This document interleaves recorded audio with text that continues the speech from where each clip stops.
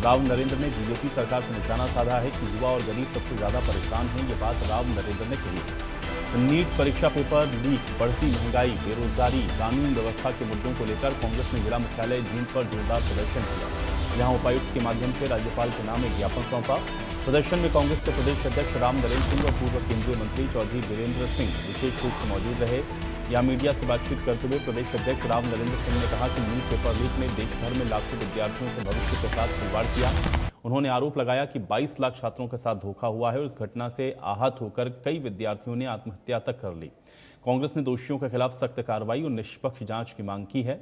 उन्होंने ये भी कहा कि डीजल, पेट्रोल, सीएनजी, रसोई गैस लगातार बढ़ते दाम ने आम आदमी की कमर तोड़ दी। गरीब परिवार के लिए 2 वक्त की रोटी जुटाना मुश्किल होता जा रहा है। कांग्रेस ने महंगाई को लेकर केंद्र और राज्य सरकार को पूरी तरह से विफल बताया। राम नरेंद्र ने जींद में रिहायशी क्षेत्र में स्थापित बायोगैस प्लांट का भी विरोध करते हुए कहा कि इसको तुरंत शहर से बाहर स्थानांतरित किया जाए। उन्होंने आरोप लगाया कि हरियाणा लोक सेवा आयोग की भर्तियों में प्रदेश के योग्य युवाओं की अनदेखी कर दूसरे राज्यों के युवाओं को प्राथमिकता दी जा रही है, जबकि प्रदेश के मेधावी और गोल्ड मेडलिस्ट युवाओं को जानबूझकर के बाहर किया जा रहा है। उन्होंने कानून व्यवस्था पर भी चिंता जताते हुए कहा है कि प्रदेश में हत्या, अपहरण, डकैती, महिलाओं के खिलाफ अपराध लगातार बढ़े हैं। साथ ही जींद मेडिकल कॉलेज के निर्माण पर करोड़ों रुपए खर्च होने के बावजूद अभी तक आम लोगों को इसका लाभ नहीं मिल पाने पर भी उन्होंने सरकार को घेरा। इस दौरान उन्होंने केंद्र सरकार की आर्थिक नीति और विदेश नीति पर भी सवाल उठाए। उन्होंने कहा कि सरकार जनता को विदेश यात्राएं और सोना खरीदने से बचने की सलाह दे रही है, जबकि खुद आर्थिक संकट को संभालने में विफल साबित हो रही है। उन्होंने कहा कि देश को आत्मनिर्भर बनाने के बजाय सरकार समझौतावादी रवैया अपना रही है। साथ में एक महत्वपूर्ण मुद्दा है, गरीबों के ऊपर जो मार हो रही है, डीजल, पेट्रोल, सीएनजी और सिलेंडर्स के जो रेट बढ़ाए गए हैं, इन सब के विरोध के अंदर कांग्रेस पार्टी पूरे देश के अंदर और हरियाणा के अंदर हम ये प्रदर्शन कर रहे हैं। एक आपका जींद का बायोगैस का प्लांट जो रिहायशी क्षेत्र में लगाया गया है, हमारी मांग है यहाँ से तुरंत बंद करना चाहिए। शहर से कहीं बाहर लगाएं अगर जो लगाना चाहती हो, लेकिन शहर के अंदर नहीं लगाने दिया जाएगा। इसी देखिए, हरियाणा प्रदेश कांग्रेस कमेटी द्वारा पूरे हरियाणा के हर जिलों के अंदर नीट की पेपर की जो लीक हुआ, जो धांधली हुई, 22 लाख विद्यार्थियों के साथ जो धोखा हुआ, 5 विद्यार्थी सुसाइड कर चुके हैं। हमारी सबकी भावना, संवेदना उनके साथ है, उनके परिवारों के साथ है।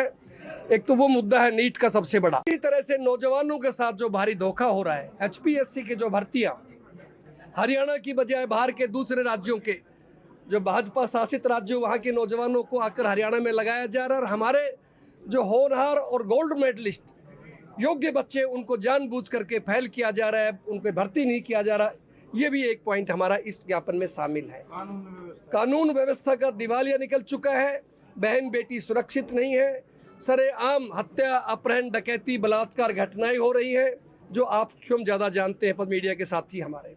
इसी तरह स्थानीय लोकल जिला जींद की समस्याएं हैं। मेडिकल कॉलेज बना, लेकिन आपके सामने लगभग 1200 करोड़ रुपए लग गए, जो मेरी जानकारी में आया, आज तक स्टार्ट नहीं हो पाया, गरीब को फायदा नहीं मिल पाया। एलएनटी कंपनी का 550 करोड़ बकाया है जी, वो एक नहीं दे रही गवर्नमेंट।